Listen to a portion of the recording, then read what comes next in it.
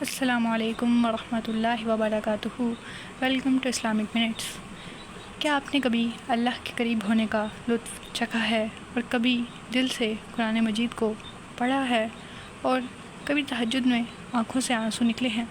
پھر ایسا ہوا کہ جو دل نمازوں میں مشغول تھا، اللہ کی یاد میں ہر وقت لگا رہتا تھا، وہ دل نمازوں سے دور ہونے لگا۔ جب اللہ سے تعلق بن جائے اور پھر عبادات چھوڑ دی جائیں تو اس کا کیا انجام ہوتا ہے؟ آج ہم قرآن و حدیث کی روشنی میں اس پر گفتگو کریں گے۔ اللہ سے تعلق کا مطلب یہ نہیں کہ صرف دعا مانگ لی جائے یا قرآن پڑھ لیا جائے۔ اللہ سے تعلق ایک مسلسل، زندہ اور وفادارانہ رشتہ ہے جس کی بنیاد نماز، روزہ، ذکر، دعا اور اطاعت و پرہیزگاری میں ہے۔ لیکن جب کوئی شخص اللہ سے قریب ہونے کے بعد عبادات ترک کر دے تو یہ رشتہ کمزور نہیں بلکہ ٹوٹنے لگتا ہے۔ قرآن مجید میں اللہ تعالیٰ نے ارشاد فرمایا، پھر ان کے بعد ایسے ناخلف لوگ آئے جنہوں نے نماز کو ضائع کیا اور خواہشات کے پیچھے چل پڑے تو وہ عنقریب گمراہی کا سامنا کریں گے۔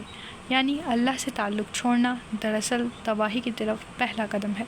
نبی کریم صلی اللہ علیہ وسلم نے ارشاد فرمایا، آدمی اور کفر و شرک کے درمیان فرق نماز ہے، یعنی نماز چھوڑ دینا ایمان کے باہر جانے کے قریب لے جاتا ہے۔ رمضان کا روزہ فرض ہے اور اس کو چھوڑنا کبیرہ گناہ ہے۔ نبی کریم صلی اللہ علیہ وسلم نے ارشاد فرمایا، جس نے رمضان کا ایک روزہ بغیر عذر اور بیماری کے چھوڑا اور ساری زندگی روزے رکھے تو بھی وہ قضا نہیں ہو سکتا۔ یہ حدیث روزہ چھوڑنے کی سنگینی کو ظاہر کرتی ہے۔ روزہ اللہ کے ساتھ تعلق کا وہ عملی ثبوت ہے جو صرف اور صرف اللہ کی رضا کے لیے رکھا جاتا ہے۔ اسی لیے حدیث قدسی میں ہے، روزہ میرے لیے ہے اور میں ہی اس کا بدلہ دوں گا۔ تو جس شخص نے اللہ سے قربت حاصل کی اور پھر روزہ ہی چھوڑ دیا، گویا اس نے خود اللہ سے منہ موڑ لیا۔ اکثر لوگ یہ کہتے ہیں کہ اب دل نہیں کرتا، کام بہت ہوتا ہے، موڈ نہیں بنتا، یا کبھی کبھی پڑھ لیتے ہیں، لیکن یہ سب شیطان کے بہانے ہیں۔ قرآن کہتا ہے کہ یقیناً نماز بے حیائی اور برے کاموں سے روکتی ہے۔ جب ہم نماز چھوڑتے ہیں تو شیطان ہم پر قابض ہونے لگتا ہے اور اللہ سے جو روشنی ملی تھی وہ بجھنے لگتی ہے۔ جب دل اللہ سے جڑتا ہے تو وہ پاک ہو جاتا ہے، لیکن جب عبادت چھوڑ دی جاتی ہے تو دل دوبارہ سیاہ ہونے لگتا ہے۔